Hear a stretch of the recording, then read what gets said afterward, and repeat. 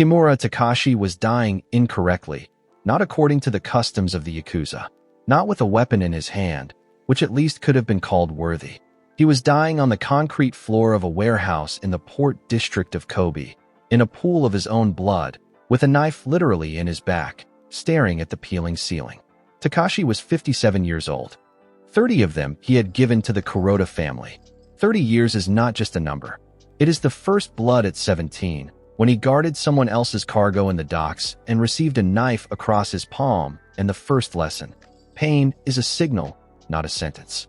It is the first corpse at 19, about which he did not think for more than 2 days, because there was no time to think. It is hundreds of small, dirty, invisible jobs that kept the organization afloat while the people at the top drank whiskey and counted money. He rose slowly. Without connections, without a wealthy patron, without the ability to play office games. Only through work. Only through results. Only through the fact that he always carried out what he was assigned, even when he was assigned things that a normal person would never take. The 29th year was a promotion. Kuroda Masami himself, the head of the family, summoned him, solemnly, with a staged speech about loyalty and devotion.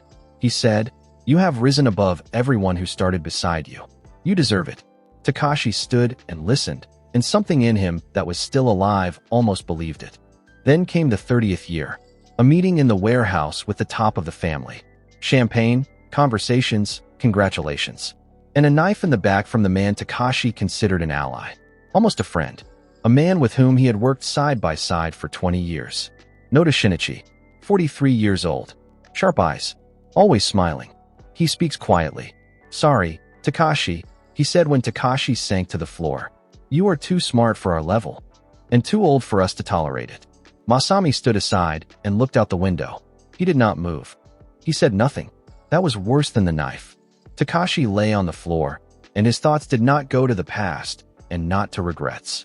He thought about something specific, where he had miscalculated, where he had shown weakness, where he had allowed himself not to notice the signs. There were many of them, now he saw each one. "I could have earlier," he told himself, almost soundlessly. The ceiling swam. Darkness came not as fear, but as fatigue. 30 years of dirty work, and no one came. No one. Then silence. The first sensation after the silence was smell. Not warehouse concrete, and not his own blood. Something alive. Cheap soap. Rice porridge. Smoke from a street grill from outside. The hum of an old fan. Takashi opened his eyes. The ceiling above him was yellow from age, with a crack in the corner that he had once sealed with newspaper. He knew that crack. He knew that ceiling. Slowly, he turned his head. A room 3 by 4 meters, an old mat on the floor, a cabinet in the corner with a cracked door, a small table with an electric hot plate. On the cabinet were cheap clocks in a plastic casing. Outside the window was a gray morning sky and the sound of the port. Takashi slowly sat up. Hands. He looked at his hands for a long time. They were different. Not old. Not with those knots and scars that he knew by heart. The skin was firm, without spots. The fingers were quick, as if they remembered not fatigue, but speed. Mirror.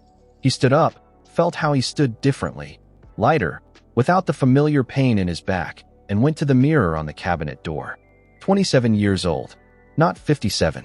A face he had not seen in the mirror for 3 decades. Without deep wrinkles, without the gray shade of skin, without that emptiness in the eyes that appears in a person after too much. The eyes were alive. Takashi stood and looked at himself. For a long time. A very long time. Then he turned around, sat on the floor, crossing his legs, as he always did when he needed to think without distractions. Year. Need to understand the year. He looked around. A newspaper on the table. He took it. The date. March 1994. Takashi lowered the newspaper. 30 years ago. This was the year when he was only finishing his first year of service. When Noda Shinichi was no one, a small middle-level clerk of the family. When Kuroda Masami still wore a human mask and smiled for real, not staged. When everything that would happen had not happened yet. Takashi closed his eyes. Inside there was something strange, not joy, not fear. Something cold and very even, like a tool that had been pulled from its sheath and wiped clean. "Good," he said quietly, out loud, into the empty room. "That means we begin again." Morning in the port district of Kobe was the same in any year. Seagulls. The rumble of containers. The smell of fish and machine oil. Men in work suits or in cheap dark jackets that everyone wore here who did not want to stand out. And by that very thing stood out. Takashi walked down the street with his hands shoved into his pockets. He knew every point of this district. Every corner, every establishment, every route. He knew where Kuroda's people stood. Where the independent bookmaker worked, whom they had been protecting for 2 more years and then would crush under themselves. Where Noda lived this year. Where tomorrow's lower rank meeting would be. The head at 27 worked differently. He noticed this immediately. Thoughts were faster, reaction sharper. Muscle memory from 30 years had not gone anywhere, but the muscles were young. The difference was like an old master receiving a new tool, not learning again, but simply faster. He entered the first point. A cheap eatery that served as the unofficial gathering place for the family's minor ranks. 3 tables, a counter, an owner who pretended not to notice anything extra. Takashi sat down, ordered. A few minutes later, a man he remembered sat at the neighboring table, Tetsuo Baba, middle level, 29 years old in this period, self-satisfied, with a habit of pressing down on those below him. Takashi remembered him exactly like that. Baba stared at him. "Who are you?" "Kimura," Takashi said. "From the port department." "I don't know you." "I don't know you either." Baba narrowed his eyes. "Your voice is strange." Throat. Silence. Baba lost interest, as always when he saw no obvious benefit, and turned back to his food. Takashi ate and thought. At first, he did not plan to hurry. Haste in this environment smelled either of fear or ambition, and both smells attracted attention. He needed a position. Quiet, not arousing suspicion, but correct. He already knew the first step. He had to find Oga Keita. Oga Keita in 1994 was no one special. Among those who knew this was one person, Takashi. Because in 8 years Oga would become one of the most influential people in the family. Not a boss, not a commander, better. He would become the financial mind. The man who knows where the money goes and where it comes from. The one without whose support no serious movement inside the family took place. Right now, Oga worked as an ordinary accountant in one of the family's front offices, a small freight logistics company. Takashi knew the address. He went there on the second day. Oga sat at his desk with the look of a person who was bored. 32 years old, neat, with a habit of holding a pencil in his fingers and tapping it on the table. "I need work," Takashi said. Oga raised his eyes. "There are no vacancies here." "Not here. I want to work in the field. I heard they are looking for people for night shifts at the port." Oga looked at him. "Are you already connected?" "No, but I want to be." "Why?" Takashi answered honestly enough, which always worked better than any lie. "Because in this city, without a family, you are either no one or a threat. Being no one does not interest me. Being a threat is unreasonable." Oga tapped the pencil. "You speak smartly." "I try." "Where did you work before?" "In Osaka." "Nothing serious." "Small jobs." Oga looked for about 3 seconds. "Name?" "Kimura Takashi." "Come in 2 days. I will tell you what was decided." Takashi nodded. Stood up. Leaving, he tossed a small coin at the edge of the table. Nothing significant. An old habit. In his first life, one person had once done the same for him, and it stayed in his memory. Oga looked at the coin. "What is this?" "For luck," Takashi said. "They say it helps." And he left. Takashi did not hurry to Noda. This had to be done correctly.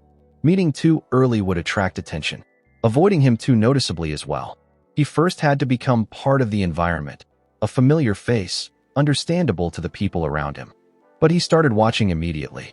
Noda Shinichi this year had 13 years of service behind him, middle rank, known for being able to listen to conversations and never express an opinion first.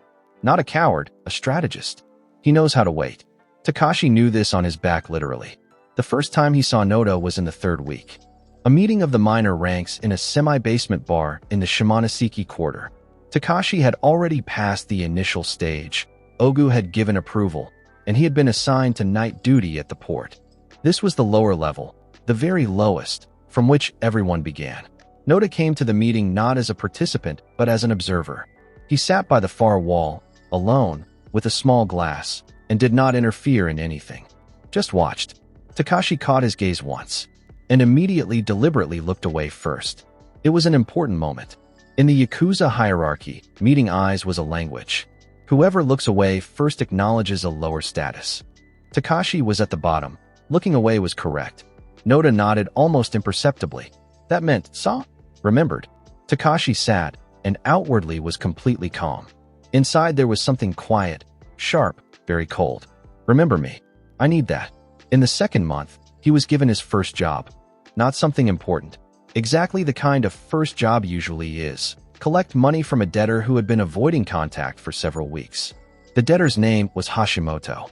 A small trader, borrowed at interest, spent it in the wrong place, hiding. Takashi knew such people. He also knew Hashimoto. In his first life he had worked with him too.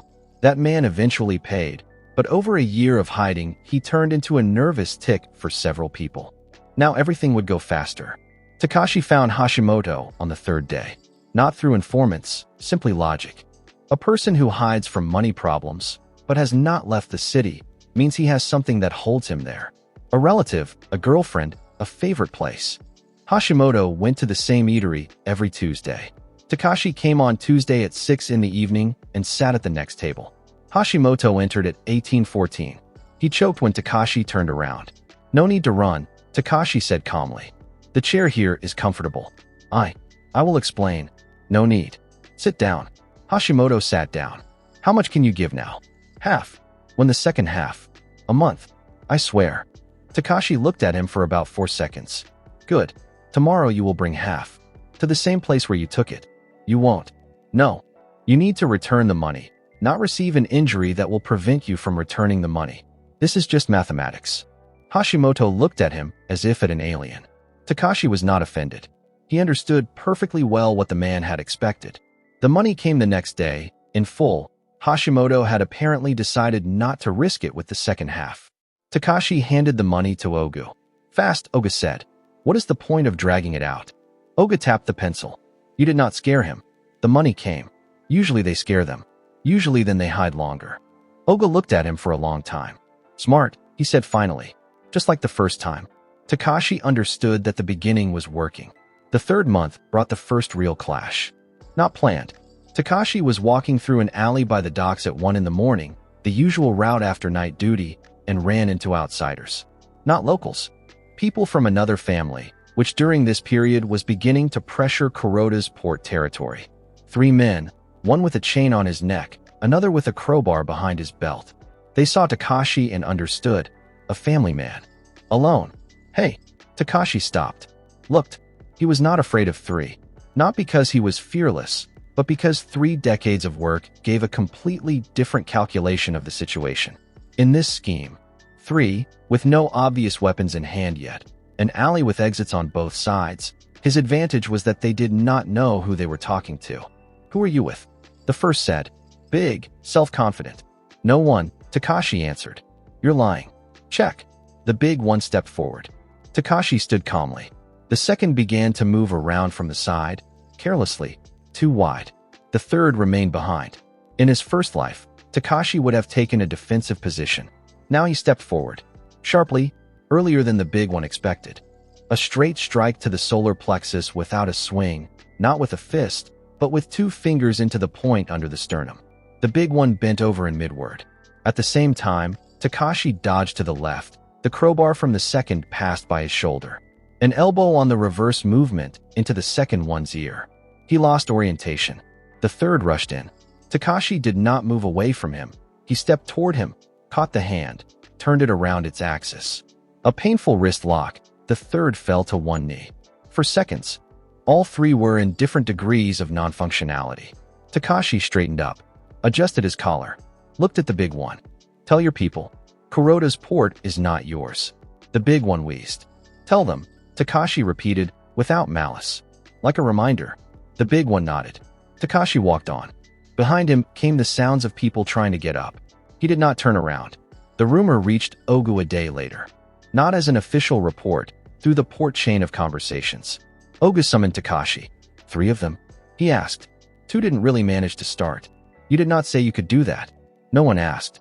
Ogu tapped the pencil. For a long time. What did they teach you in Osaka? Life taught me. That is not an answer. Takashi sat more comfortably. In Osaka, I worked for people who understood that physical work is not only strength. It is calculation. Names. Takashi named several real names that were in Osaka during this period and could be checked, but it would take a long time. Oga nodded. You are not rushing upward. Too early. Most new ones rush. Most new ones do stupid things out of impatience. Oga looked at him with an expression Takashi knew well. It was an assessment, not an impression, exactly an assessment, like that of a person who was used to thinking in numbers. I will keep you in mind, Oga said. Glad to hear it. This was the second point of support. In the fourth month, Takashi saw Kuroda Masami up close for the first time. Not personally, through glass. He came to a point in the port. Takashi stood inside. Masami got out of the car and spoke with Tetsuo Baba outside. In 1994, Masami was 48 years old. Tall, broad-shouldered, with a face that knew how to be both good-natured and absolutely cold at the same time. Not an evil man by nature, calculating. He did evil things without malice, simply because it was part of the mathematics. Takashi looked at him and felt something strange. Not hatred, it requires heat. This was colder. This was understanding. Masami betrayed him not because he wanted to, but because he saw a problem and solved it in the most convenient way. Takashi became inconvenient. Therefore, Takashi was removed.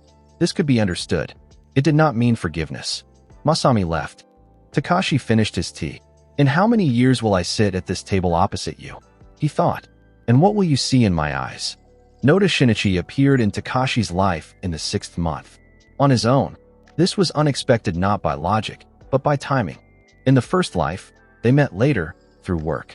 Here, Noda came to Takashi himself, which meant only one thing. Something had already changed. Kimura? Noda found him at the end of the night shift. Takashi turned around, looked at him evenly. Noda at 43 looked almost the same as at 53, sharp, attentive, with a quiet manner of speaking. The difference was in the details. Now there was not yet that self-confidence that appears in a person when he knows that his position is secure. Yes, I heard about you, Noda said. I want to talk. I am listening. Noda looked around. Not here. Tomorrow evening. Hibiki Bar on the embankment. Good. Noda nodded. Left. Takashi stood and watched him go. Inside was that same coldness. Interesting. You came yourself, Noda. This time you. Hibiki Bar was a place where those who wanted to talk without witnesses talked. Not a back room. Just a corner table, far enough from the counter, close enough to the exit. Noda was already sitting when Takashi arrived. 2 glasses. Noda had ordered in advance. Sit down. Takashi sat down. Noda studied him for several seconds. You are too calm for a newcomer. The too nervous ones do not last long. Smart. Noda took his glass.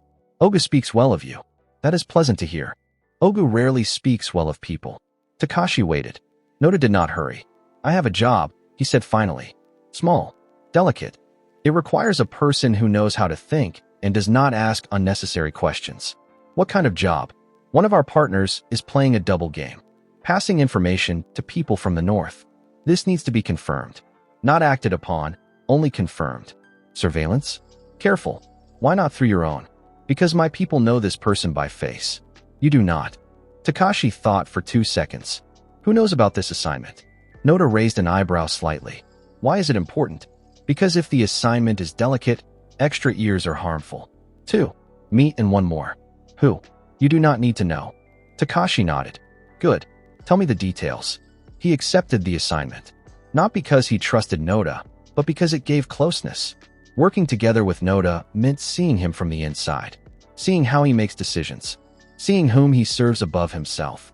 Everything Takashi did in the first months was one big collection of information. Not a revenge plan. Not a plan for rising. Simply information. Because a person with good information at the right moment is worth more than an army. He understood this in his first life too late. The observation target was named Tamura. 51 years old, manager of one of the family's official businesses, a small chain of fish restaurants on the embankment. A plausible cover, a good place for meetings. Takashi worked for 3 days. He did not hurry. Route, habits, contacts, where he goes in the morning, where he has breakfast, whom he calls from the phone booth by the station. It was a routine he knew better than his own habits. On the 3rd day, he saw the meeting. Tamura entered a small eatery near the fish market and spent an hour there with 2 people whom Takashi photographed with a small cheap camera. Not northern families. More interesting.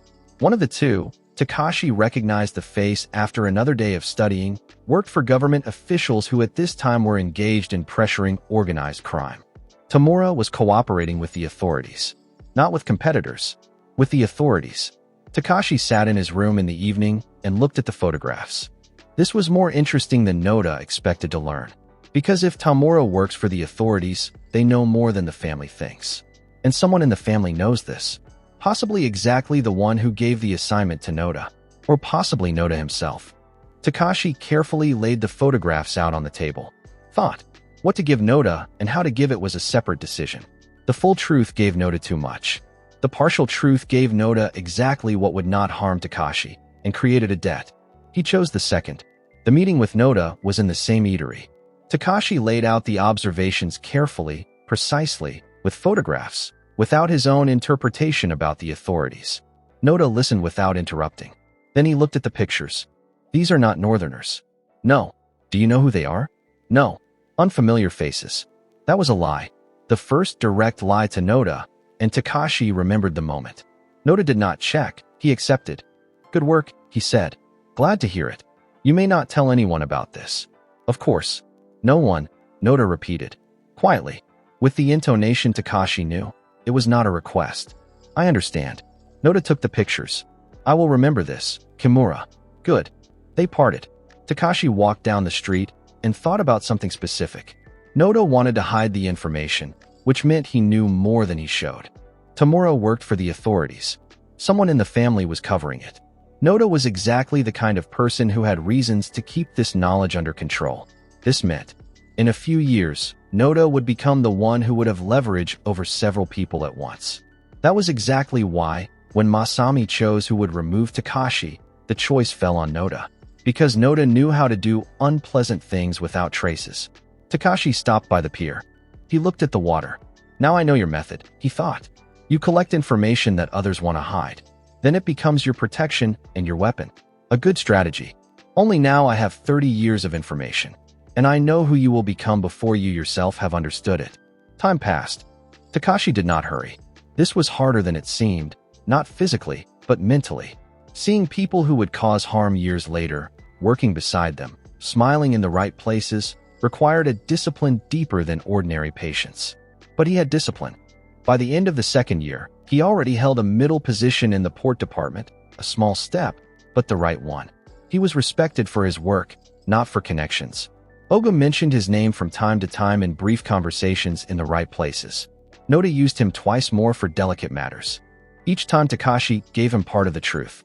Never all of it. One evening in October 1995, a person he did not expect sat down beside him. Not Noda, not Ogu. Someone else. Young, about 25, thin, with short cropped hair and the gaze of a person used to looking through people. You are Kimura? He asked. Yes. My name is Asano. I am from Masami-san. Takashi set down his glass. Inside, even in calm. Outside, the same. I am listening. Masami-san has heard about you. He wants a personal meeting. This was earlier than Takashi had planned. Much earlier. In his first life, he had met Masami only after 8 years of service. Here, after 2. Something had changed. When? Takashi asked. Tomorrow. Good. Asano stood up. Left. Takashi sat and thought. Masami wants to see him after 2 years, which means someone has already described him in such a way that Masami is interested. Ogu or Noda. Most likely both. This meant the position had already been created. Then he could go. Masami's house stood on a hill outside the city. Not huge, neat. A Japanese garden, closed gates, guards with neutral faces. Takashi entered without a weapon. They searched him at the gate. He went inside. Masami received him in a room overlooking the garden. He was exactly as Takashi remembered him, only 12 years younger. The face was still less refined. There was still something alive in it, the thing that would later disappear under layers of power. They sat down. Masami was silent for several seconds. Oga says you think differently, he said. I do not know how others think. Differently for this work. Work requires different things at different times. Masami smiled slightly. Noda says you know how to keep silent about what is necessary. That is a good quality. Depends on whom you serve. That was precise. Masami in 1995 still tested people through conversation, not through deeds. Later he would stop doing that. It was his weakness, which Takashi had noticed in his first life, but had never used. I serve the one I said I would serve, Takashi answered. Until I am given a reason otherwise. And if you are given one? Depends on what kind of reason. Masami looked. An honest answer. Lying here is pointless. Silence. Then Masami nodded. Good. Asano will introduce you to one matter. We will see how you think in more serious work. Takashi bowed. Stood up. Leaving, he stopped at the door. Masami-san, he said. One question. Speak. The person who recommended me. Did he recommend only me? Masami raised his eyes. Why do you ask? If several people were recommended, I will work differently than if I was the only one. A long pause. Masami looked at him with a new expression, not evaluating. Something else. Only you, he said. Thank you. Takashi left. And only beyond the gates did he allow himself to exhale. Because Masami's answer was an honest answer, and that said a lot about who he was now. Which meant he could still work with him. For now. That same evening, Takashi sat by his window. The port below worked as always. Noise, light, movement. He thought. In his first life, he had been a tool.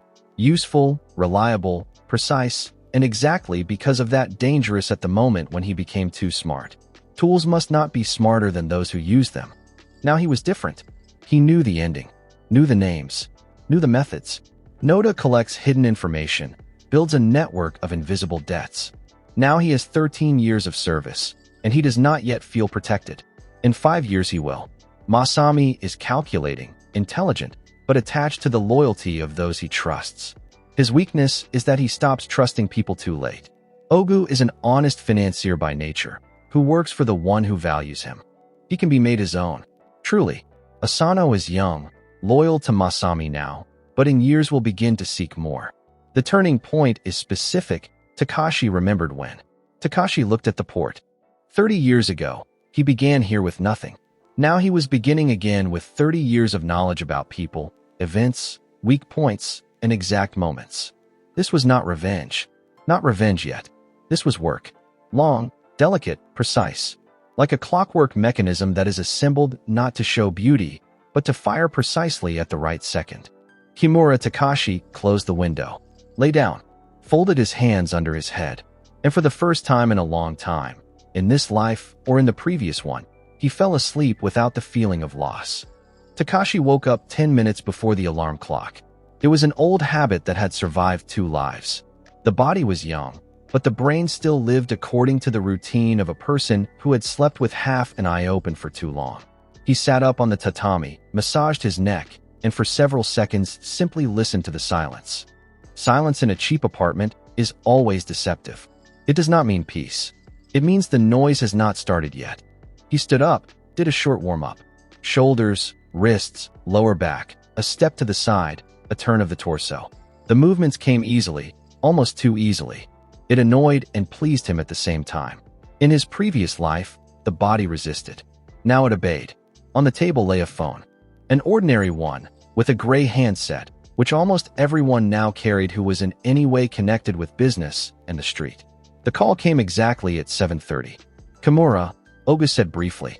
Today at 10. There is a matter. What type? Not over the phone. Understood. And a short pause. Dress properly. Takashi smirked.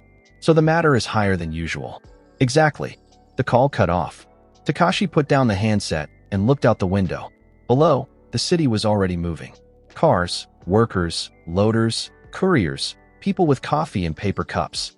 The city lived as if nothing changed. Takashi knew that this was the most dangerous delusion. Everything changes.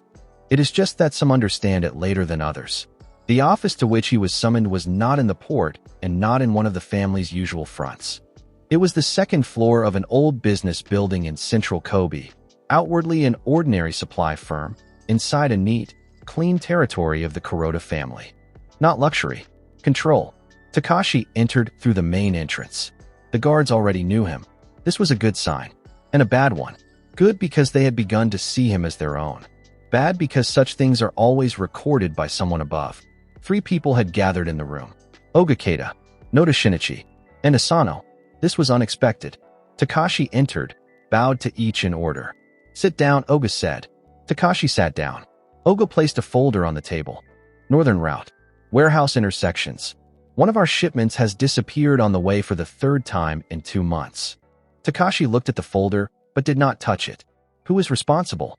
Formally, the warehouse company. Unofficially, Matsuda's people. Matsuda. The name clicked somewhere in Takashi's head. In his first life, this man would surface only years later. Back then quiet, smiling, almost invisible. In the end, one of those who at the right moment would begin pulling resources to the side. And what is needed from me? Takashi asked. Oga looked directly. Find where the leak is. And who inside is holding the door open. Noda spoke for the first time. You have the necessary quality. You do not hurry, but you do not sleep. I like that. Takashi looked at him. Thank you. Noda nodded slightly. And one more thing. This matter must not get out. If Matsuda is guilty, he must be caught without noise. And if it is not him, then even better. It means someone higher. The word higher hung in the room. Takashi understood that he was already being led towards something larger than ordinary logistics. This was a trial approach. Someone was checking whether he could be given something that smelled of internal politics. Asano sat silently and looked at him the way one looks at a useful tool that does not yet need to be explained. Deadline? Takashi asked. 10 days, Oga said. Understood. You will take one person with you. Who? Oga looked at Asano. Him. Takashi turned his head slightly. Asano was young, at that moment still underestimated, but already too fast. This was an interesting decision. It meant they wanted to see how Takashi worked not alone. Good, he said. Asano turned out not to be useless. Takashi noted this on the very first day. The young one knew how to keep pace and did not ask stupid questions. While he observed, he was silent. When he asked, it was to the point. They began with the warehouse. The place was old, near the port, with a concrete yard and several chains of containers. On paper, fish, equipment, boxes of electronics, and repair parts passed through it. In reality, also everything that the family wanted to move without unnecessary eyes. Takashi did not act head-on.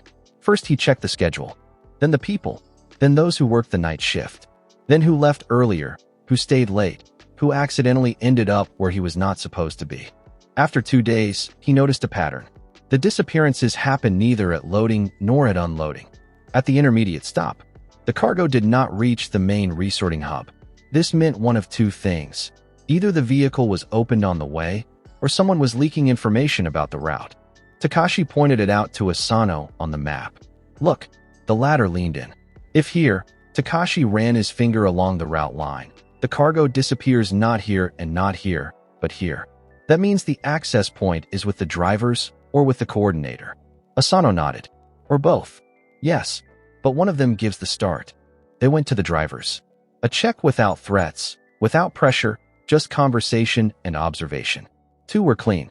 The third was too nervous. Not guilty, but nervous, like a person who knows that a problem is growing near him, but does not know who created it. Takashi remembered him. 3 hours later, he was already standing at a phone booth and making a call to a number that in this life should not have been known to him at all yet. The number belonged to a small office in the suburbs. In his first life, this address would surface later. Now too early. Takashi understood. Someone was rushing. At night, they returned to the warehouse. Without an official assignment.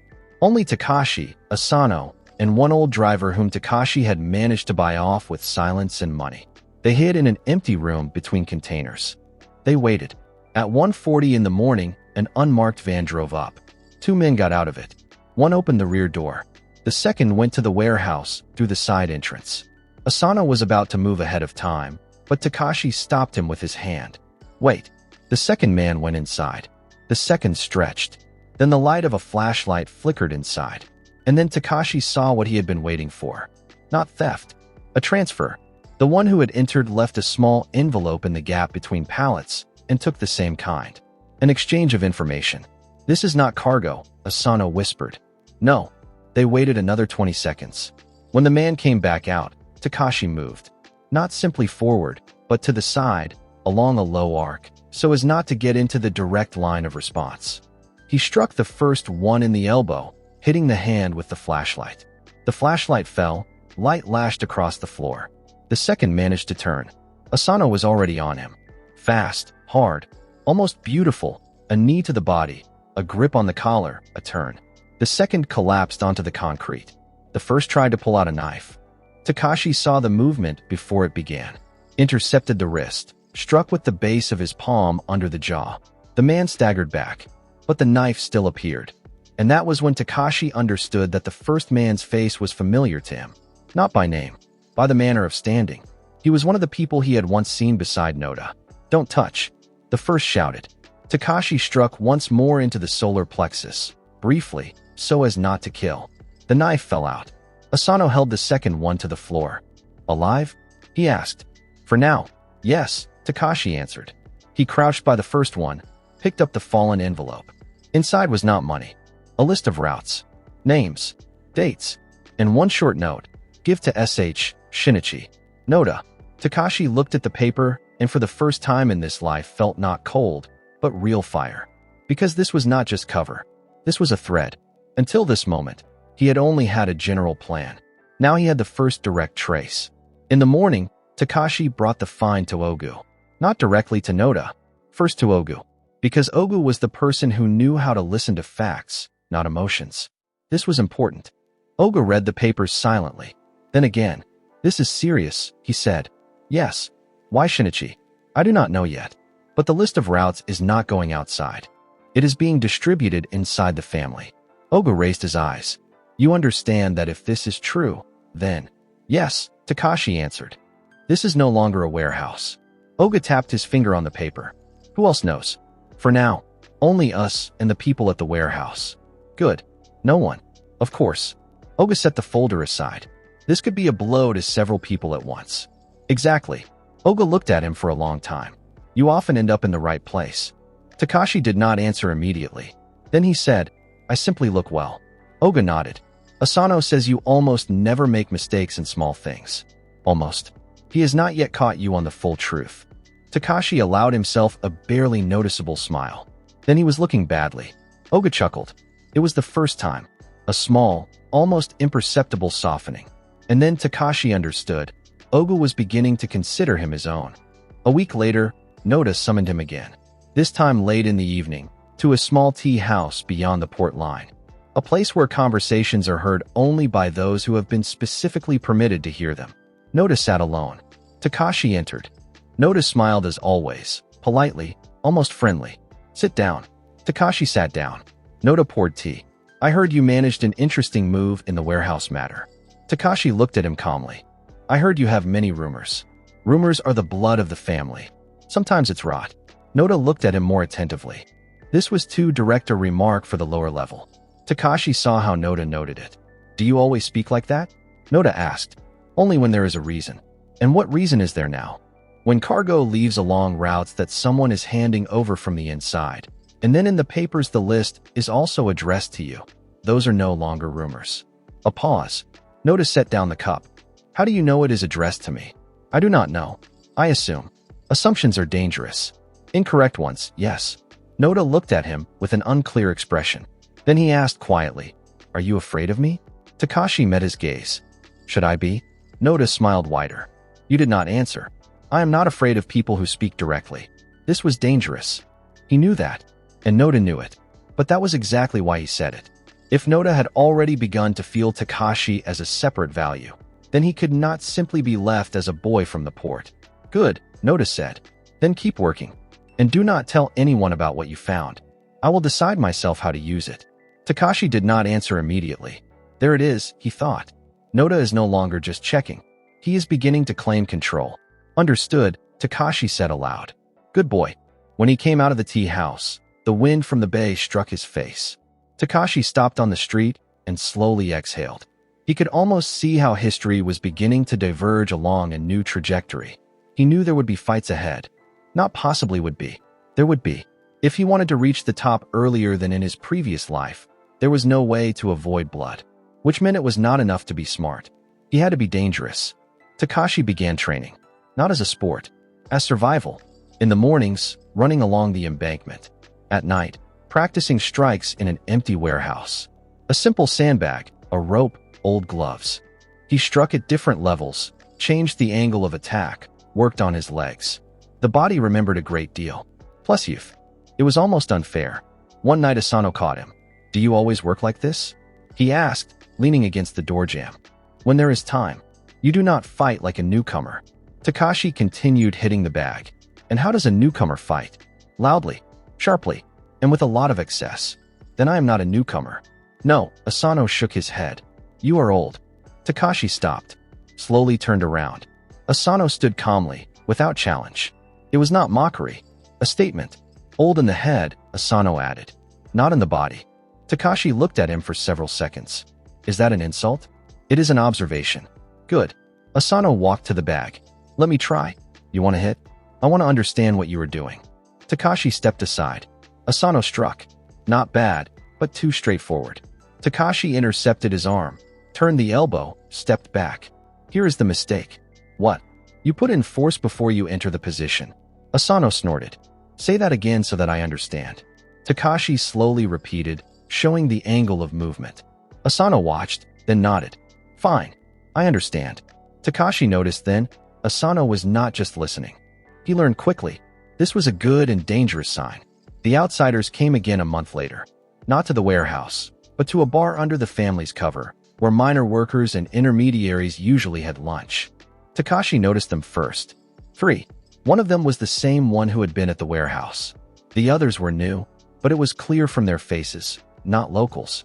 He sent a signal to Oga through the bartender and went out after them himself. The street was narrow. Good. The 3 turned into an alley. Takashi followed them at a distance. And that was when they turned around. They were waiting for him. Kimura, the first one said. Takashi stopped. I do not know you, but we know you. The second was already holding his hand under his jacket. The third stood slightly behind, blocking the exit. Takashi assessed the scheme immediately. 2 options. Either they would kill him now, or they would try to take him away. He took a step forward and struck first. Not in the face. In the knee. Short, hard. The first one collapsed. The second pulled out a knife, but Takashi was already inside the distance. A strike to the forearm, breaking the trajectory. Then his shoulder into the chest. The third rushed from behind. Takashi went down, rolled, and rose already with someone else's knife in his hand, torn from the second. After that, it was quick. 3 bodies on the narrow street. The sound of breathing, short groans. He stood with the knife in his hand. The first, curled up by the wall, whispered, Noda will not leave. Takashi froze. It was not just a threat. It was a mistake. Because Noda could no longer control everyone acting around him. Or someone was deliberately trying to drag his name in. Takashi crouched beside the wounded man. Who sent you? The man only smirked. And you haven't figured it out yourself? Takashi looked at him. And at that moment understood, there was another level of the game. Someone had begun moving people in such a way as to frame Noda, or to test Takashi, or to push them into a clash ahead of time. He did not finish him off. Too noisy. Too early. He simply stood up, put away the knife, and left before his own people arrived. The next day, Noda summoned him himself. His tone was dry. You were in a fight. Yes. Serious? Enough. Noda looked at him for a long time.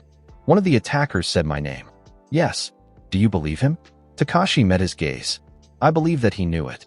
Noda did not answer immediately, and that was alarming. Because in such situations, Noda usually quickly inserted his smile and changed the subject. Now he did not. You understand that things are beginning to spin around you that are not yet at your level? I understand. Then why not step back? Takashi was silent for a while, and then he said what he would never have said to this man in his first life. Because I am tired of being someone who can be thrown away. Noda looked at him for a long time. A very long time. Then he stood up and went to the window. You know how to say dangerous things, Kimura. Only if they are true. Truth does not always help here. I know. Noda did not turn around. I will give you one more job. Closer to the upper circle. Takashi froze. There it is. What kind of job? Escorting my man to a meeting with outside intermediaries. Why me? Because now I want to see how you behave beside those who look down from above. Takashi understood. This was not a reward. This was selection. If he handled it, he would gain closer access. If not, he would lose trust. Understood, Takashi said. And one more thing. Noda turned, his face calm, but his eyes no longer entirely friendly. Do not think that because I am promoting you, you owe me. Takashi bowed. I do not think that. Noda smiled. We will see. The meeting was in an old warehouse on the outskirts of the Osaka highway, with outside intermediaries, a group of people working through commercial channels. This was not a world where everyone walked around with pistols and shouted. Here they smiled, shook hands, and sold information. Takashi accompanied Noda, 2 others as well. He stood slightly behind, as was proper for a person who did not yet speak first. The conversation was about supplies, debts, and redistribution of routes. Takashi listened and quickly understood that Noda was deliberately leading the conversation on the edge, pressing just a little, yielding just a little, checking who would falter where. One of the intermediaries was more dangerous than the others. Short, bald, with a soft voice. It is exactly such people who are usually dangerous. They do not threaten, they record weaknesses. He looked at Takashi. Young man, are you one of Shinichi's people? Takashi did not answer immediately. Noda turned his head slightly. A test. Yes, Takashi said calmly. Then you surely have a good memory. Enough. I heard you work quickly with your hands. Takashi smiled barely noticeably. Sometimes hands are faster than words. The intermediary nodded. A good answer. Noda silently watched. The folding conversation continued for another 20 minutes. Then, at the moment when everyone had already begun to disperse, the intermediary made a mistake, small but fatal in terms of observation. He checked the inner pocket of his jacket too quickly, as if something lay there that he was afraid to lose. Takashi noticed it. Later, when they went out, he said quietly to Noda, he had an envelope. Noda did not answer right away. You saw it. The movement. Right pocket, when you spoke about the routes. Good. Is that important? Very. They walked to the car. Noda opened the door and suddenly said, I like you, Kimura. Takashi stopped half a step. This was more dangerous than any threat. Noda noticed. Not the way you think. As a person who sees what others do not see. Takashi was silent. Noda got into the car. But that may become a problem if you begin to think that you understand more than there is. The door closed. The car drove away. Takashi remained standing on the road and understood that for the first time Noda was not just testing him. Noda had begun to look closely at him seriously. And that meant one thing. His place was already changing. The next month, Takashi received a summons from Ogu. He looked more serious than usual. There is an internal leak, he said. I know. Do not hurry. Not the kind we thought. Matsuda is not the main problem. Takashi raised his eyes. Ogu placed another folder on the table. The leaks are going through people connected with medical supplies. Takashi was silent. This was already serious. Medicine is not the port, not food, not logistics. It is the blood of the family. If it leaks, it is not just goods that leak, but power. Who? He asked. Not everything is clear yet, but the threads converge at several points. And one of them is too close to Noda. Takashi pretended that this did not touch him, but inside, everything became very even. There it is. The real line. If he made a mistake now, Noda would either notice, or someone near him would feel that Takashi had crawled too close. What do you need from me? A check of one nursing warehouse.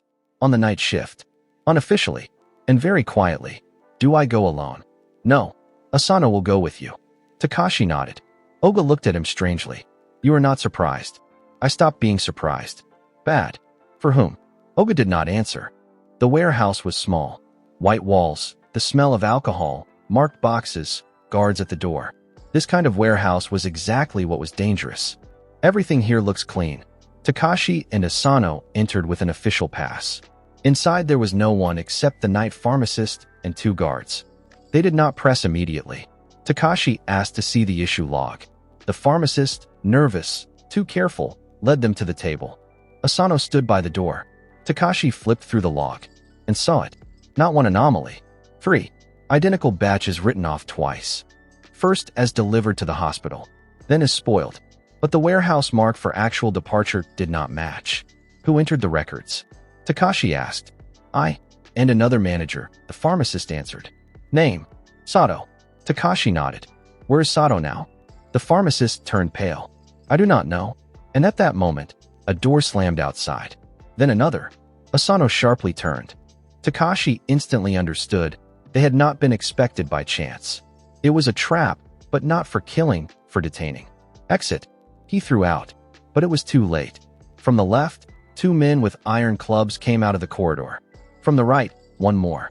Asano pulled out a knife.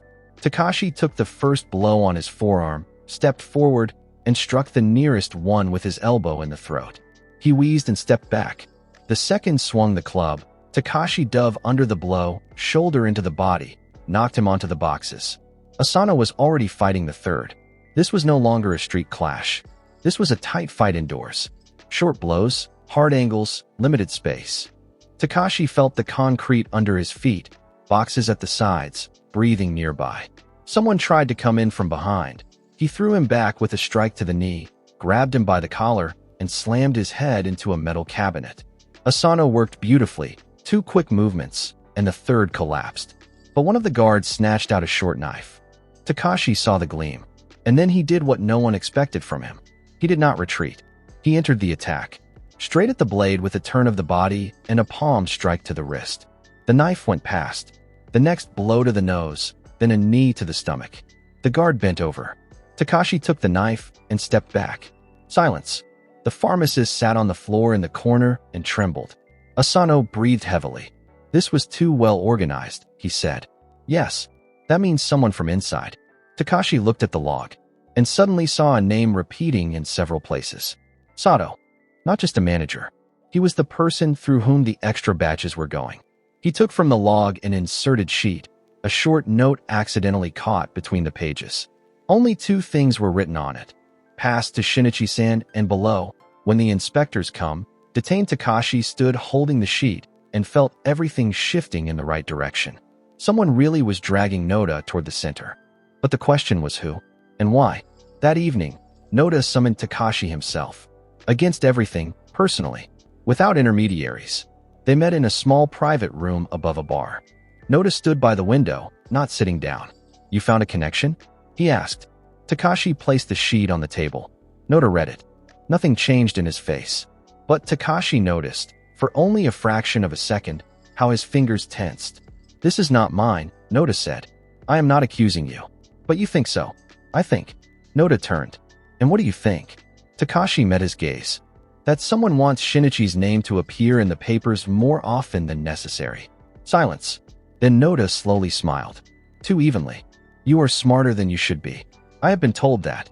And by whom? Different people. Noda took a step closer. Tell me honestly, Kimura, do you work for me? Takashi did not look away. It was a dangerous question. I work for the family, he said. That is evasion. That is an answer. Noda looked for a long time. Then he smirked. Good. Today you are free. Takashi turned toward the door. And then Noda said quietly, very quietly, do not crawl where you are not expected. Takashi stopped for a second. Did not turn around. Too late, he said, and left. A week later, Takashi figured out Sato. Not directly. He simply understood where the chain was breaking. Sato was not the main one. He was intermediate. That meant they needed the one covering him. And that person turned out to be Matsuda. The same point that at the beginning had seemed like a weak link suddenly became important again. Takashi understood the scheme. Matsuda and Sato worked for one upper connector. And Noda in this line was not necessarily guilty, rather a convenient point whose name could be used. But where in this scheme was the one who would stick a knife in Takashi's back in the future? He did not yet know. He only knew that someone had already begun building a net around him. And if he did not begin tearing it now, later it would be too late. Takashi chose the evening. He did not take many people with him. Asano, yes. 2 others, no. Too noticeable. Sato lived in a cramped apartment near the commercial district. Takashi and Asano waited in the car opposite.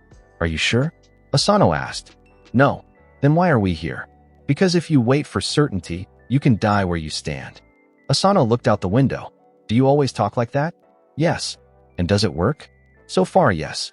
Sato came out of the house at 21:10. Alone. On foot. This was a bad sign. People who do not expect danger go out without looking around. He looked around twice. Now? Asano asked. Yes. They moved. Not running. Quietly, like a shadow that knows the route. Sato turned into an alley. Takashi sped up. He noticed them too late. Stop, Takashi said. Sato turned pale.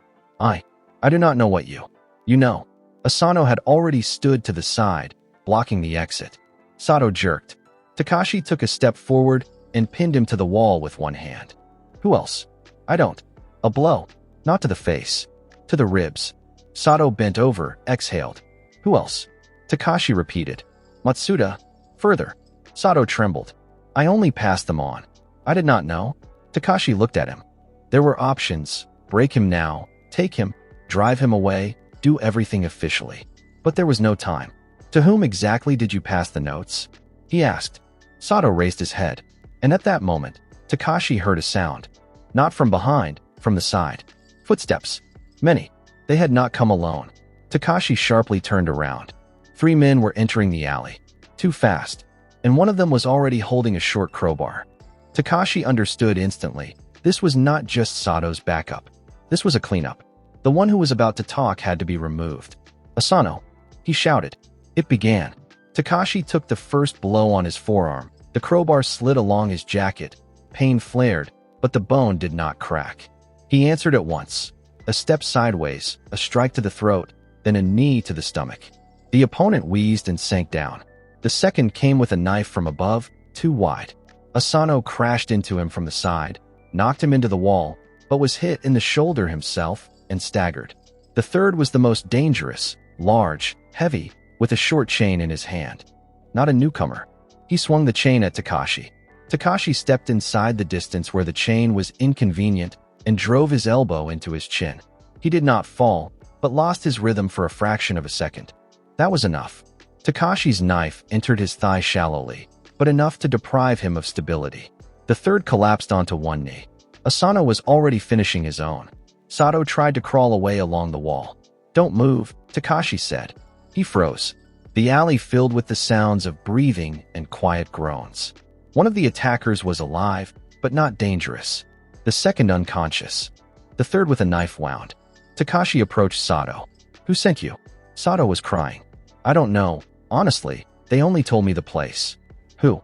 Sato looked over his shoulder. Takashi turned around too late. From the roof of the neighboring building, someone threw a bottle.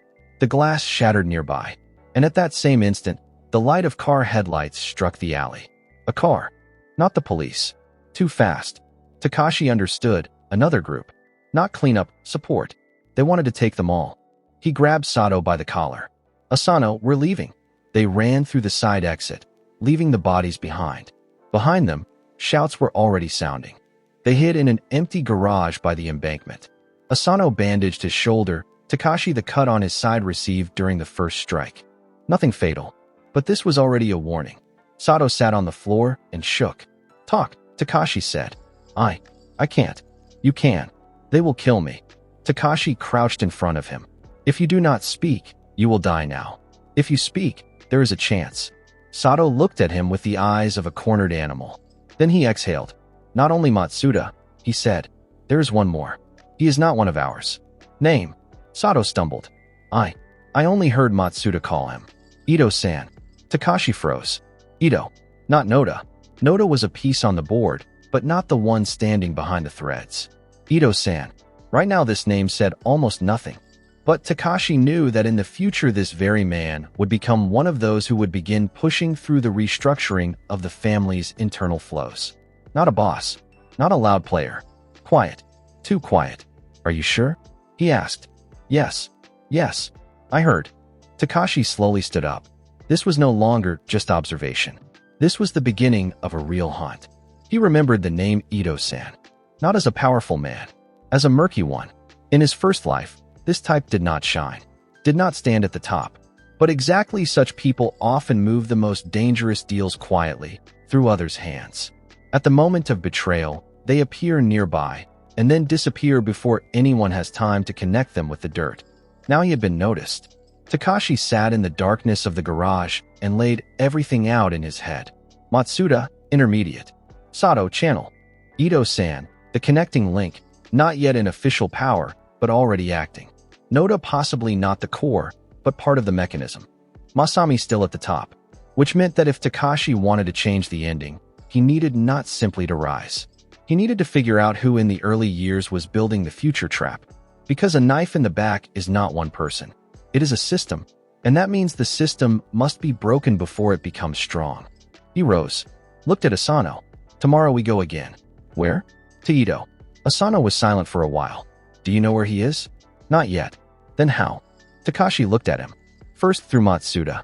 Then through the people who are afraid to say Ito aloud. Asano nodded. Understood. He did not ask further. That was good. The next day, Takashi went not to Noda and not to Ogu. To a man named Kawada. Kawada was the type who always knows a little more than he says. In his first life, Takashi did not immediately understand that Kawada was dangerous not through strength, but through connections. He held 3 small channels of information and knew how to sell them little by little to different people, leaving himself room to maneuver. Now Takashi came to him in a small bar where Kawada liked to drink during the day. I need Ito, he said at once. Kawada smirked. What am I, a directory? You like being useful. And you decided that today? Takashi sat opposite him. Matsuda is connected with him. Kawada's face did not change, but his eyes did, for a fraction of a second. That was enough. I do not understand what you are talking about. Takashi placed on the table not everything. Only a copy of the note, only part of it. I am not asking for free. I know you have a debt to Ogu, and 2 more to people who dislike inspections. Kawada fell silent. Where did you? It does not matter. What matters is that I can either forget or remember. Kawada looked for a long time. You are a dangerous type, Kimura. Finally, we agree on something. Pause. Ito does not like it when his name is spoken aloud, Kawada finally said. Especially beside Matsuda. Where is he? Kawada shrugged. There will be a meeting in 2 weeks. Unofficial. At the old warehouse by the river. Who will be there? Not everyone who should be, but someone important. Takashi looked at him. Thank you. Kawada snorted. Don't thank me. Just don't you dare say later that I helped you. I won't say it. He stood up and left. Outside, the air was damp after the rain. Takashi walked along the street and felt everything inside becoming clearer. For the first time, the real target emerged before him. Not the abstract idea of rising, but a concrete cleanup of the line that stretched toward betrayal. 2 weeks is little when one needs to become someone, and a lot when one needs not to make a mistake. Takashi worked, trained, gathered information, and acted so that Noda did not see too much. It was difficult because Noda had already begun pressing with attention. He summoned him more often, gave small assignments, watched his reaction. Once he even offered to drink in an informal setting. Takashi went, because refusing would have been worse. Noda sat relaxed, like a person who had everything under control. You are growing quickly, Kimura. I work. It is visible. But growth attracts attention. Takashi was silent. Noda poured him more. I heard you were interested in Matsuda. Takashi raised his eyes. Heard that from whom? From a person who should not have heard it. Which means the rumor is moving. This was a warning. Takashi understood. Noda was checking how close he had gotten, and how well he knew how to hold the line. I am interested in any losses of the family, Takashi said calmly. If Matsuda is involved, I must know. Noda looked for a long time. Then he smirked. The right answer. But there was no longer the former softness in his eyes. Takashi noticed it, and understood. Noda had begun to suspect that Kimura knew more than he should. This was dangerous. That meant he had to act earlier. The warehouse by the river was not just a warehouse. It was a place used for meetings between branches of the family and external channels. Half abandoned, with poor lighting, but convenient for people who do not like cameras and witnesses. Takashi arrived first. Asano with him. They took the upper flight of the old staircase and waited. Below, people were already gathering. Matsuda, 2 unknowns. And the third, there he was. Ito-san. Takashi saw him for the first time. Middle-aged, neat suit, calm face, almost boring. The most dangerous people often look as if they should not be here at all. Ito said something to Matsuda. He nodded. Then Ito turned his head slightly to the side, as if he had sensed someone's presence. Takashi did not move. He could not. It was still too early. Below, they discussed supplies, redistribution of cargo, an additional channel through the northern warehouses. Ito spoke little. But when he spoke, everyone listened. That was the most important thing. Takashi understood. It was he, not Noda, not Matsuda, who already held part of the threads even now. And that meant he had to become the first big blow. And then the unforeseen happened. Matsuda noticed something behind the door and sharply turned around. At that same second, 2 men in unfamiliar clothes burst into the room. Not from the family. With weapons. Not the police. Not external partners. Competitors. A massacre began. The first shot. No, not a shot. A blow of a metal pipe against the door, and then a scream. The people below rushed to the sides. Takashi did not wait. He jumped down from the stair, landing straight into a turn, onto his feet, with a short roll. Asano jumped down after him. One of the attackers was already going at Ito. Takashi crashed into him from the side, struck him in the ribs, tore away the weapon, then turned and blocked the second blow with his elbow. Ito stepped back, his face unchanged. It was even irritating. Matsuda screamed, "Who is this?" No one answered. The second attacker was going at Matsuda, clearly not out of fear, but according to a list. Takashi understood it immediately. So this was not a coincidence. Ito was being deliberately set up to be hit. Someone wanted to remove several figures at once and leave alive only those who could be controlled. Takashi and Asano crashed into the general chaos. Asano took one on himself, working fast and hard. Knee, hold, strike to the neck. Takashi took the second, threw him off balance, hurled him into the boards, finished him with an elbow to the back of the head. The boards creaked. Someone grabbed Matsuda by the collar and dragged him toward the door. Ito did not run. He retreated evenly, like a person who did not want to show fear. But Takashi saw the main thing. Ito was not looking at the attackers. At the exit, he knew more than he said. Takashi went toward him. "Ito-san," he shouted through the noise. The man turned, and at that exact moment, one of the attackers struck the warehouse support. The structure cracked. The boards where people stood began to crack. "Move out," someone shouted. But it was too late. Beams showered down from above. Takashi grabbed Ito by the sleeve and yanked him to the side. For the first time, Ito looked at him with real attention. And that was bad, because now Ito had remembered not just a junior. He had remembered the man who had pulled him out from under the blow. And having remembered, he would begin to think. They got out of the warehouse through a side passage. Around them, cars, sirens, people, shouts were already gathering. Too noisy. Takashi did not linger. But on the way to the car, Ito suddenly said, "You do not look surprised." Takashi looked at him. "I have been in warehouses long enough." "Not about that." Ito stopped for a moment. "Did you know something would happen here? I knew there would be pressure here. And now I know who stands closest to the center." Ito looked attentively. "You are smart. So are you." Ito smirked. Smart people sometimes survive longer than the rest. Takashi did not answer, because at that moment he understood Ito had not ended up under attack by accident. He was being tested. Someone was checking whether he would withstand it. And if yes, then he could be moved further. But who? Matsuda? No, too small. Noda? Possibly, but not only. Masami? Too early, too high. That meant there was someone else. Someone who was building a more complex scheme inside the family than everyone else noticed. Takashi clenched his teeth. He needed a name. That same evening, Noda summoned him. And this was no longer a coincidence. Takashi entered. Noda sat, quiet, collected. "You were at the warehouse by the river." Takashi did not deny it. "Yes." "And saved Ito." "Yes." Pause. "Why?" Takashi understood the question. Noda was not asking about motivation. He was asking, "Why did you end up there, and why did you act as if you knew what was happening?" "Because I was placed there," Takashi said. "Who?" "You." Noda looked attentively. "And what did you find?" Takashi answered carefully. "People who are too sure they will not be seen." Noda smirked. "That is not an answer. That is exactly the answer." A long pause. Then Noda stood up. "I will give you a task that no one will like." Takashi tensed. "What task?" "One person will need to be brought in. Not killed. Brought in. Alive." "Who?" Noda named the name. Takashi froze for a second. Because this was a man whom in his first life he had seen only in a photo. One of the future internal liaisons. The one who would later become the key to falsifying several family decisions. Now still young, still harmless looking. But it is exactly such people who become snakes.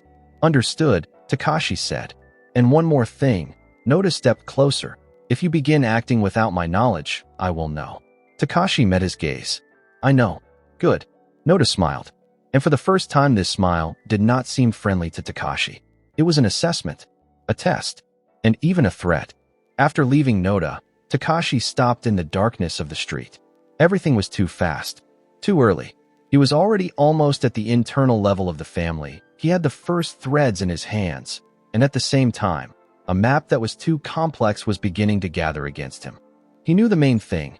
Ito was not just a figure. He was a link. Noda was not the top. He was one of the masters of control. Masami was still the head, but in his circle there were already people ready to change the arrangement. And Sato, Matsuda, the warehouse by the river, pressure, setups, all of this was not separate events. It was testing the system. For the first time in this life, Takashi felt that he was not simply walking along a familiar road. He was walking along a road that the very fact of his presence had already begun to change. This was dangerous. This was exactly what he wanted. The name of the man Noda ordered him to bring was Seiki Turu. Outwardly, a worthless intermediary. Inside, a future channel for redistributing money and information. One of those who smile until they receive power and then become difficult to remove. Takashi watched him for 4 days. Found out the route, habits, contact points. On the 5th day, he took Asano with him. Alive, Asano reminded him. Yes, then do not break him too badly. I will try. Asano looked at him. That is a bad joke. It is not a joke. They waited by the parking lot near a small office. Seiki came out at 18:20. Looked around. Felt it. Takashi moved. Not running. Calmly.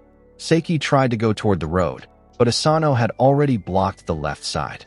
Takashi approached directly. Seiki Turu. The man turned pale. What do you need? To talk. I don't. You will come with us. Voluntarily. Seiki turned around, tried to strike him in the face, but Takashi knocked him down with his elbow and led him toward the car. He began to resist.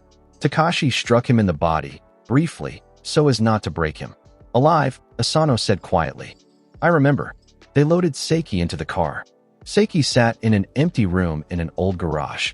Not tied up, not yet. Just under guard. Takashi sat opposite him. Who do you work for? He asked. For the family. Name. I do not understand. Takashi placed a photo on the table. Seiki turned even paler. Matsuda, Takashi said. Ito. Who else? Seiki was silent. Takashi did not raise his voice. You will come under attack if you stay silent. If you speak, maybe you will survive. I don't. You are already involved. The only choice is how deeply they will drown you. Seiki trembled. Then he began to speak. Slowly, haltingly, with gaps. And the further it went, the more the name that surfaced struck Takashi. Not Noda, not Masami, but a man from the inner circle, who in the future line would become the one to give the sanction for cleansing old assets. The name was not the loudest. That was exactly why Takashi remembered it.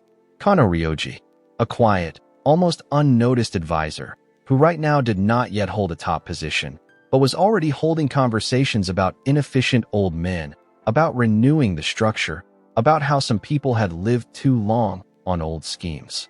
Takashi sat motionless. There it was. Not just a traitor. The one who creates the ideology for the knife. When Seiki finished, the room became very quiet. Takashi looked at him and thought. In his first life, he had seen Kano only from afar. A man without thunder, without showy strength. Not a fighter, not a killer. But exactly such people are dangerous. They legalize murder with words. Repeat it, Takashi said. Seiki repeated. Kano Ryoji. Connection through Matsuda. Intermediate routes. Connection with Ito. Control over the papers.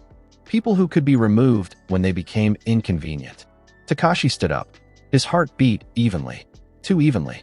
He had finally seen the shape of the betrayal as a whole. Not the knife that had been stuck into his back, but the hand that had prepared that knife. And that hand was still young. For now, that means it can still be cut off. That same night, Takashi went to Ogu. Not to Noda. Ogu sat in his usual place, with a pencil and papers. You look as if you have found a problem, he said. Takashi placed the list in front of him. Ogu looked for a long time. Then he raised his eyes. This is serious. Yes. Are you sure? Completely. Ito, Matsuda, Kano. Ogu slowly repeated the names. This is already a piece of the upper circle. Yes. And you brought this to me. Because you know how to listen to facts. Ogu thought. If this is true, the family will begin gnawing itself apart. If nothing is done, yes. And if something is done, then there will be only one cutter, not 4. Ogu slowly set down the pencil. You have become dangerous very quickly, Kimura. I always was. It is just that before, no one was looking. Ogu was silent for a long time. Then he said, I will help you, but only if you tell me exactly what you want. Takashi looked him directly in the eyes. I want to reach the very top before they decide that I am already too old. Ogu slowly inhaled. And for the first time in all this time, He did not try to turn it into a joke. You are not joking. No. And you understand what that means? Yes. Then you are not simply working against them. You want to build a new structure. Yes. Oga nodded. This is no longer a pocket fight. I know. Good. He stood up, went to the window. Then we work smarter. At dawn, Takashi understood that he was being followed. Not amateurishly. Professionally. One man in a gray coat, who had appeared before him 3 times on different streets. Not one route, not one point. Changing angles. Takashi did not speed up, did not turn around, simply noted it. So his people were already being checked by Kano's people, or Noda himself, or someone else. This was good, because now he knew for certain he was being taken seriously. And if so, the next step had to be more painful. Not for Takashi, for them. In the evening, he came to the place he had chosen himself. A small cafe by the old tram line. Almost empty. 2 tables, one owner who did not care who paid. Takashi waited. Then a man came. Not Noda, not Masami, but familiar. Kano Ryoji. Quiet. Neat. With soft manners and eyes in which almost nothing was reflected. He sat opposite him. Kimura, he said calmly. You are an interesting man. Takashi did not answer immediately. Kano continued. You have risen too quickly for a newcomer. And too precisely for a coincidence. Have you come to assess me? It looks as if I came to ask. And what will you ask? Kano smiled barely noticeably. Why do you look as if you know how everything will end? Takashi looked at him and understood that this was the first time he stood face to face with the one who in the future would become one of the main architects of his downfall. He smiled in return, almost imperceptibly, because I know how to look farther than the rest. Kano was silent. Then Takashi added, and sometimes that is enough to survive. Kano continued to look, then slowly stood up. You are very dangerous, Kimura. Thank you. That is not a compliment, and I do not take it as one. Kano nodded. Then let us see how far you can go. He left. Takashi remained sitting, and for the first time in this life, he had not just a goal. He had an enemy. A real one. One who could be pulled into the light only in one way, by becoming higher than him. Takashi returned home at night. Sat down on the tatami, took off his jacket. His body hurt after the whole week, not strongly, but enough to remind him of itself. He liked that. Pain meant that everything was still happening. He thought about Kano, about Noda, about Masami, Ogu, Asano, Ito, about people who did not yet know that they already stood on the future line of downfall. 30 years ago, he had been someone who could be betrayed without consequences. Now that was not so. Now he knew the names, knew the approaches, knew the future fears, knew where each of them would leave a vulnerability. He lowered his gaze to his own hands. Young, strong, ready. This time, he said quietly into the empty room, I will not become the one they leave to die. Outside the window, the city hummed. Takashi lay down and closed his eyes. Ahead was not just a struggle for a place. Ahead was a war for the very top of the family. And the first blow had already been struck. Takashi understood a simple thing. One person can rise quickly, but he will not be able to hold on at the top without those who stand beside him. In his first life, he had only assignments and dirty work. In this life, he was going to build not a ladder, but a support. First, he called Asano. Not to a bar, not to an office, to a small 24-hour noodle shop, where no one asked unnecessary questions, and where there was enough noise so that the conversation could not be heard 2 tables away. Asano came on time, sat opposite him, took off his jacket, ordered tea. You look as if you are about to kill someone, he said instead of greeting. Takashi answered calmly, possibly. Asano smirked. Honest. I need you to work for me, and not just beside me. Asano's smile disappeared. You are already speaking like a man above your rank. No, I am speaking like a man who does not want to die a second time. Asano looked at him for a long time. You are strange, but you have results. Is that enough? For me, yes. For the others, no? Takashi nodded. That is exactly why I need people who look at results. Asano took a sip of tea. What kind of work?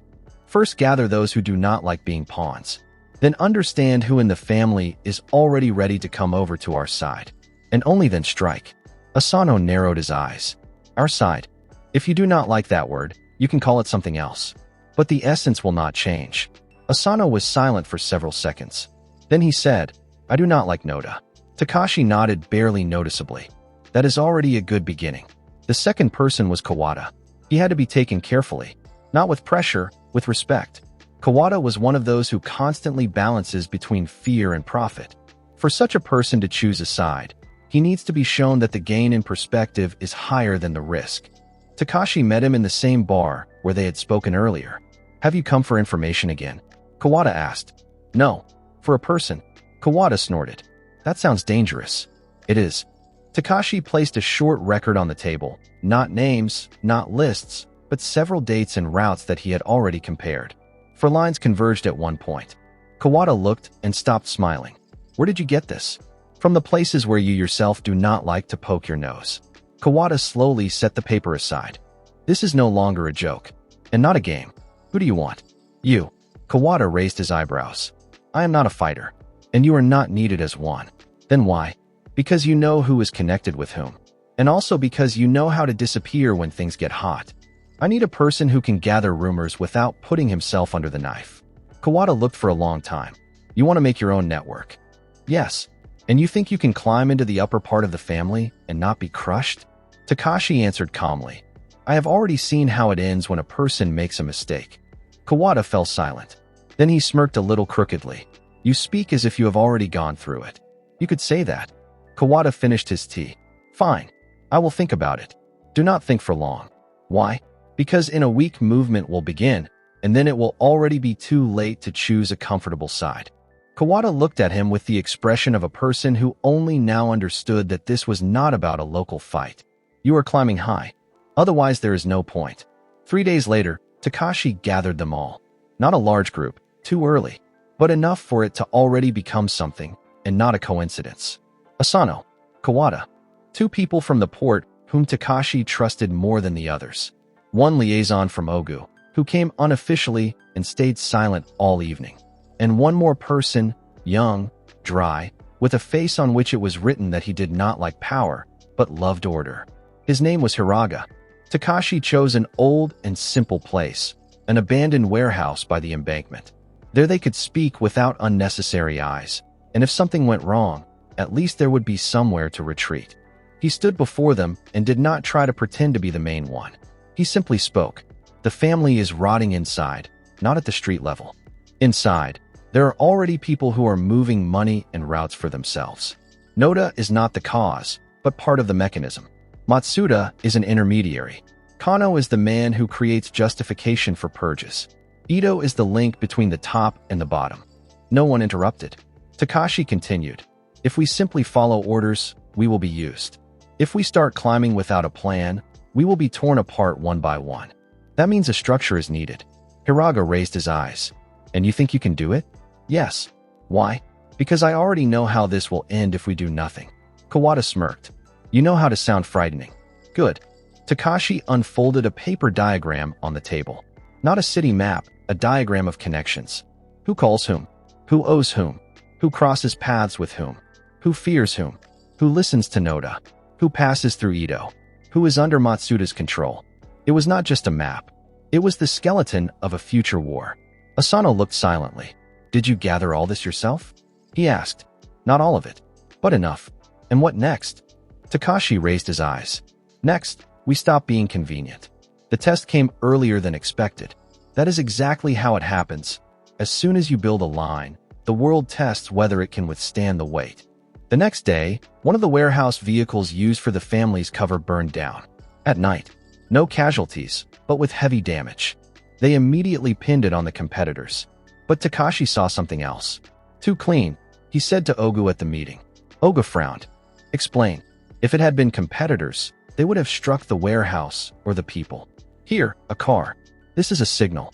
Someone wants to show that they can reach our logistics without escalation. And these are not competitors. This is inside." Ogu was silent. Then he asked, "Who?" Takashi did not answer immediately. Not because he did not know. Because he understood. If he said the name now, it could burn too early. Better to make the person come out into the light himself. "I want a couple of days," he said. "For what?" "To draw out the one who did this." Ogu looked for a long time. "Are you sure you can?" "Yes." "What are you risking?" "That I will be noticed ahead of time." Ogu nodded. "Act." Takashi began with a trifle. He spread a rumor that one of the warehouse shifts had failed on the documents, and someone above was now looking for the guilty. Unofficially, through Kawada, with a hint that the inspection would go through the chain. 12 hours later, a man from the office came to him, short, nervous, with hands that did not know how to lie calmly on the table. He offered to help sort it out. Takashi immediately understood this was the entry point. Not the main player. A liaison. The one who carries dirty papers where they need to go. He did not grab him immediately.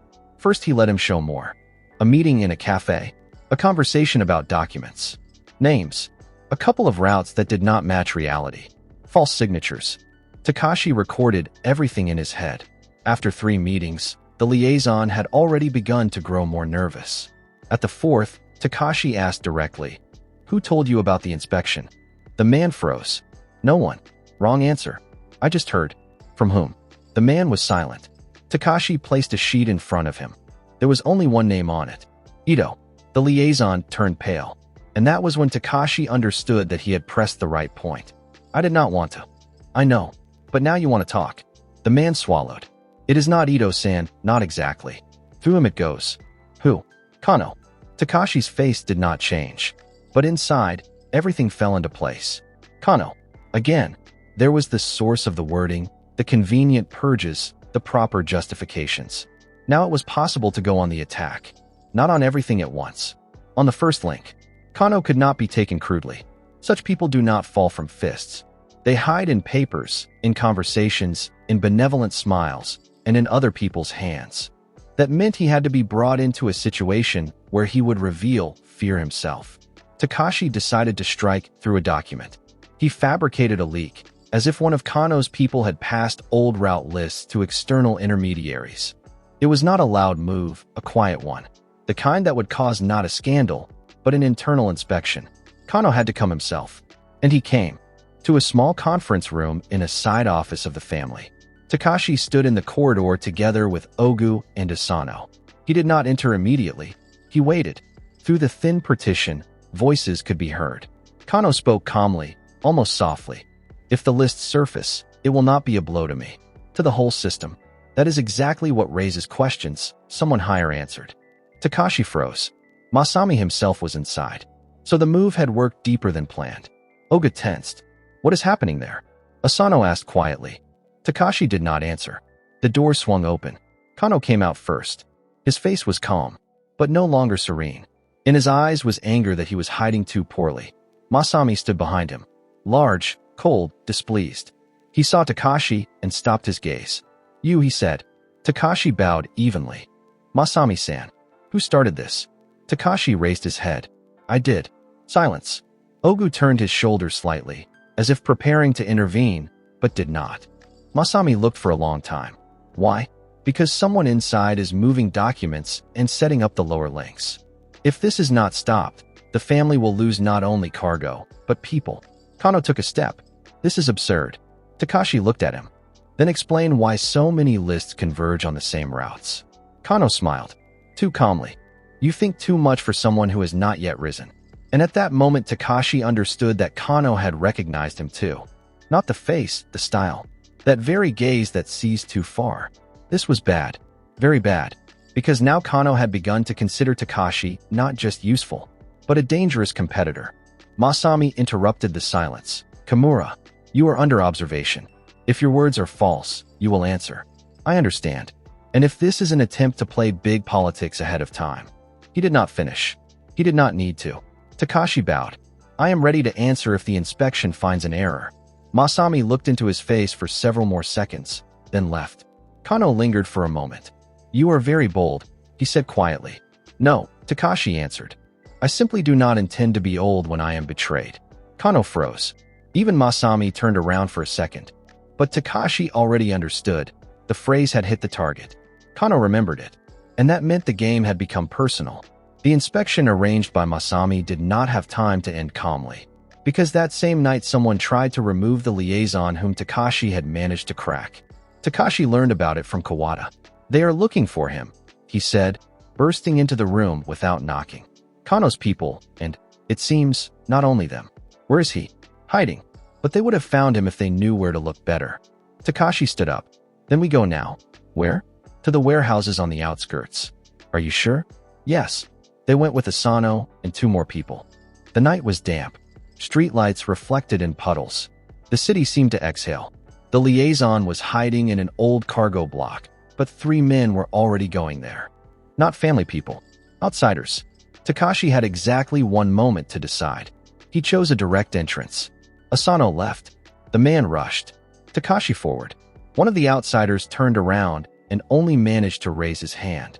Takashi's strike landed on his forearm, then an elbow into the jaw. The second with a short club took a hit to the knee and collapsed. The third pulled out a knife. Asano grappled with him almost at the same time. This was no longer a short alley and not an office fight. The warehouses gave space and echo, but also danger.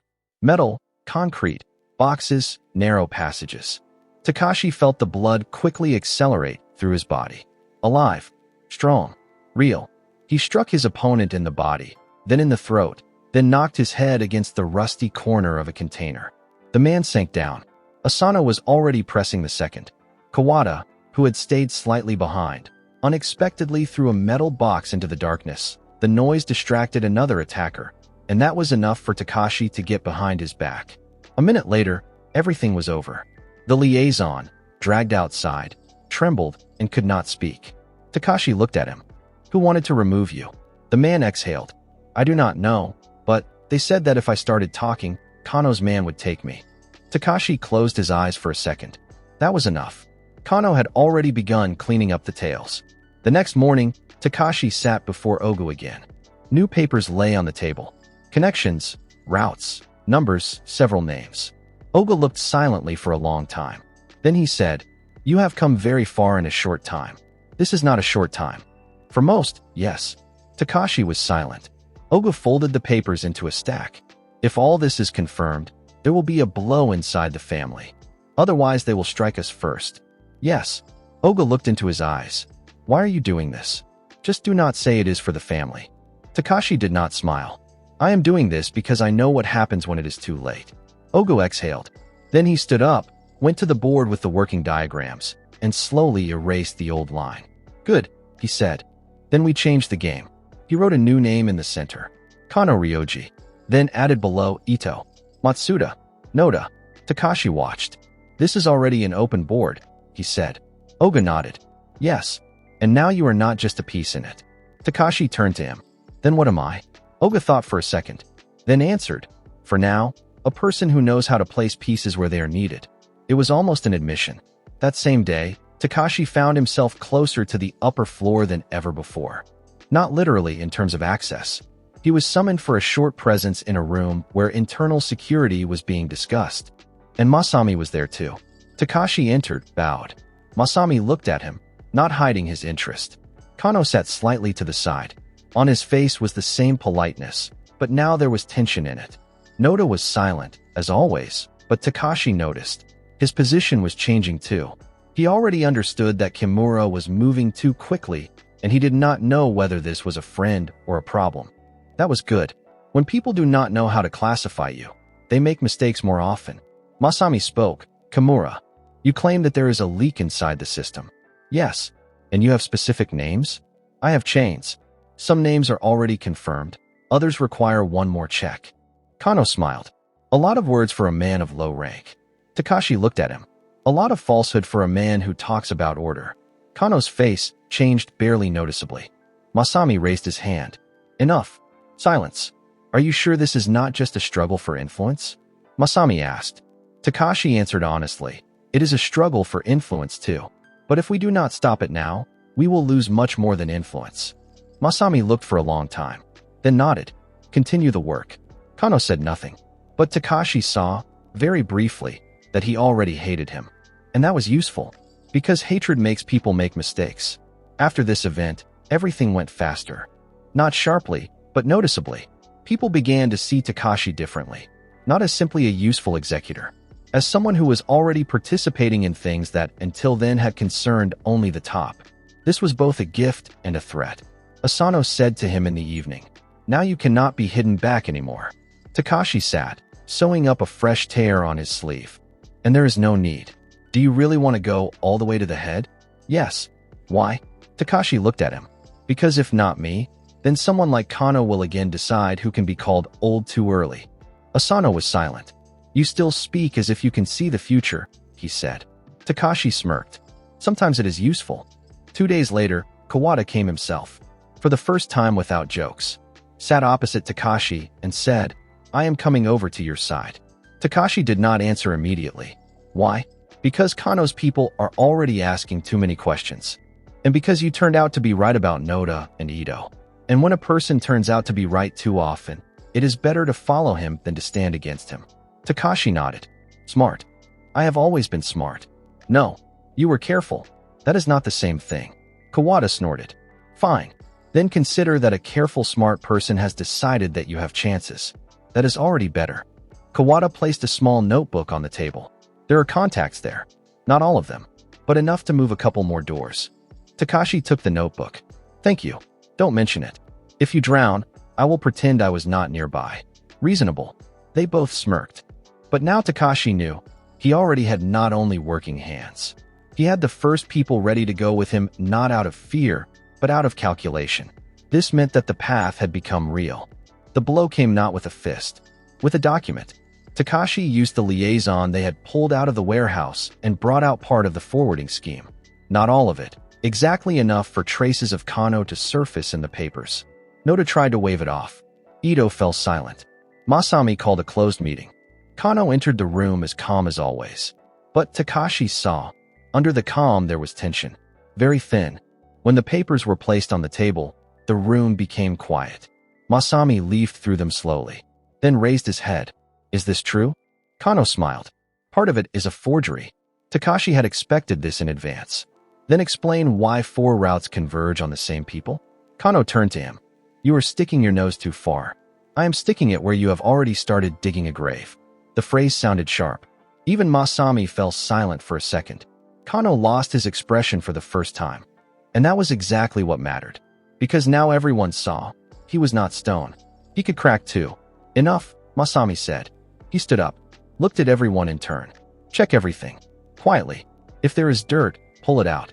Kano tried to say something, but Masami was no longer listening. And at that moment Takashi understood. The first cracking blow had passed. Now the main thing would begin. The night after the meeting was quiet. Too quiet. Takashi stood by the window of his apartment, looked at the port, and understood that everything was moving toward a point where it would no longer be possible to return the past. He did not feel victory, only movement. And that was right.